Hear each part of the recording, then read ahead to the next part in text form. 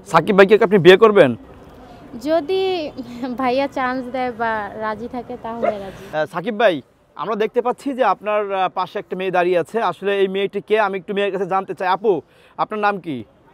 আমার নাম রূপা। রূপা। আসলে জুনিয়র সাকিবের কাছে আপনি চলে এসেছেন, কোথা থেকে এসেছেন একটু বলবেন? রংপুর থেকে। হ্যাঁ, আমি তার সম্পর্কে সব কিছুই জানি। কি কি জানেন বলেন তো তার সম্পর্কে?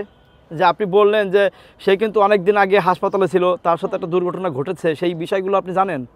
হ্যাঁ, আমি এগুলোও জানি, মানে তার সম্পর্কে সব কিছু জেনে বুঝে আমি এসেছি দেখা করার জন্য। সাকিব ভাইকে আপনি বিয়ে করবেন?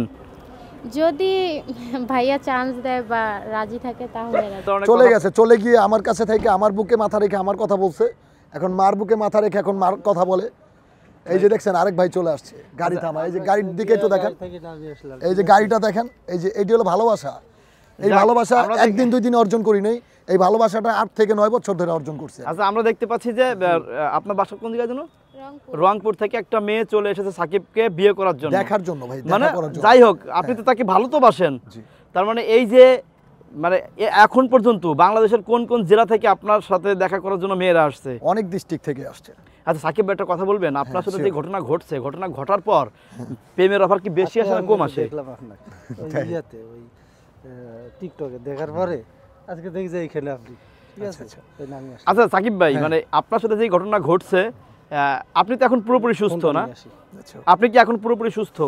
আমি আলহামদুলিল্লাহ পুরোপুরি সুস্থ, পুরোপুরি 100% সুস্থ। মানে এই যে আপনার ওয়াইফ বললো যে আপনি বাবা হতে পারবেন না, তো আসলে পারবেন তো? তা আপনি আর একটা ভিডিওতে বলেছেন সে নাকি আর আমি তো চাই আমার সন্তানের মা হোক ইকরা। মানে আপনি মানে বাবা হওয়ার একটা ঘোষণা আপনি দিয়েছেন, আসলে এই ঘটনা সত্যি? হ্যাঁ, বাবা কি হচ্ছেন মানে খুব হ্যাঁ। তাড়াতাড়ি? কারণ ইকরা নিজেই বলছে যে আমি তোমার সন্তানের মা হতে যাচ্ছি। ইকরা নিজেই বলছে যে আমি তোমার সন্তানের মা হতে যাচ্ছি। জি জি জি। তাহলে এখানে অনিশ্চিতের কি আছে আর? আচ্ছা, আমি এই আপুর কাছে জানতে চাই, আপুর নামটা যেন কি? রূপা। রূপা আপু, এই যে আপনি কি আজকেই আসছেন? হ্যাঁ, আমি আজকে আসছি। আচ্ছা, সাকিব ভাইয়ের বিষয়ে কি বলতে চান? যে সাকিবের ওয়াইফ চলে গেল সাকিবকে ছেড়ে দিয়ে, সে বলতেছে সাকিব বাবা হতে পারবে না, আপনার কাছে কি মনে হয়?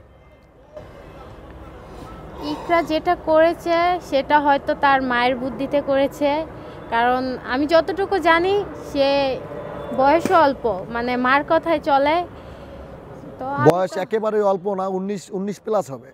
কারণ আচ্ছা, যতই ইন্টার হোক। ফার্স্ট ইয়ারে পড়লে করোনা লকডাউন 2 বছর গ্যাপ গেছে। হয়তো ওর মাথার ব্রেন মানে অতটাও চালাক না, এই জন্য মায়ের বুদ্ধিতে চলে। কারণ আজকাল আচ্ছা, মায়ের তুমি একটা মেয়ে মানুষ, এখন তুমি বলো যে মায়ের বুদ্ধিতে চলতে গেলে কি কি প্রবলেম ফেস করতে হয় একটা মেয়ের জন্য লাইফের ক্যারিয়ারে ফার্স্ট টাইম?